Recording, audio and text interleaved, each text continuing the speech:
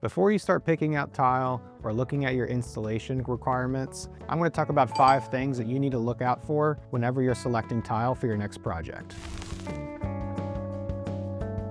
The first thing to look out for is the type of tile you select. There's 3 different types. There's porcelain, natural stone, ceramic tile. They all look identical on the surface, but they are not the same. Porcelain is fired at a much higher temperature, making it way denser, harder, and completely waterproof. Ceramic and natural stone are great for walls and backsplashes, but it's also more fragile than a porcelain. For our area, I recommend you stick with porcelain. It gives you the most options, it's easier to clean and maintain, and much more durable than ceramic or natural stone. The next thing you want to look at is the slip factor, or the coefficient of friction.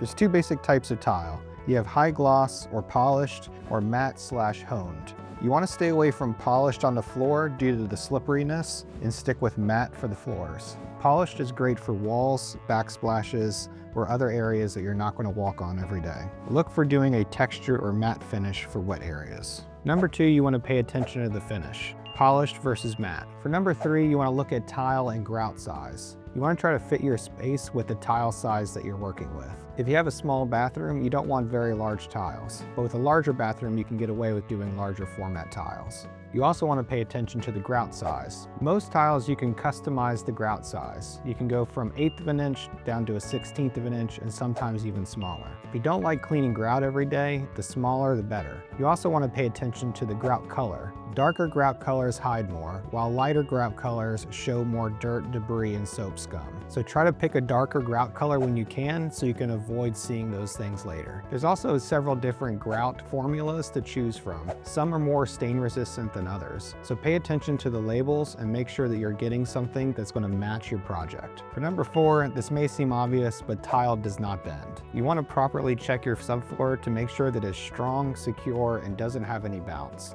Usually that means that we're putting down some kind of cement board or resecuring the subfloor to make sure that it's tight and it's not going to flex on you. If your subfloor bounces or flexes when you walk across the room, your tile will crack and your grout will crumble.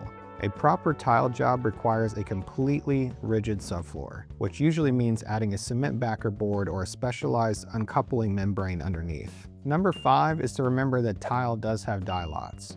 It can change between different orders. So you'll actually see more styles getting dropped, discontinued, or changed over a shorter period of time with tile than you will with a lot of other products. So when ordering tile, usually we recommend 10 to 15%, just in case something happens in the future and you need to replace that tile. Here's an extra tip. Doing tile requires the proper preparation. You'd be surprised how many jobs I go to seeing the tile was installed incorrectly the first time. It wasn't done with the proper preparation, which led to leaks and cracks that now the customer has to spend a lot of money to repair and fix. If you're planning a bathroom or kitchen project here in Wilmington, Delaware, or want to do tile throughout your whole house, I'd love to help you with that. Here at Floor Concepts, we have a lot of different options to choose from, as you can see behind me, and our installation crews are top-notch. Come see us at Floor Concepts on Kirkwood Highway or visit us at floorconcepts.com. Don't forget to comment, like, or subscribe to this video for more about the process and the right way to do flooring. We want you to be proud of your floors.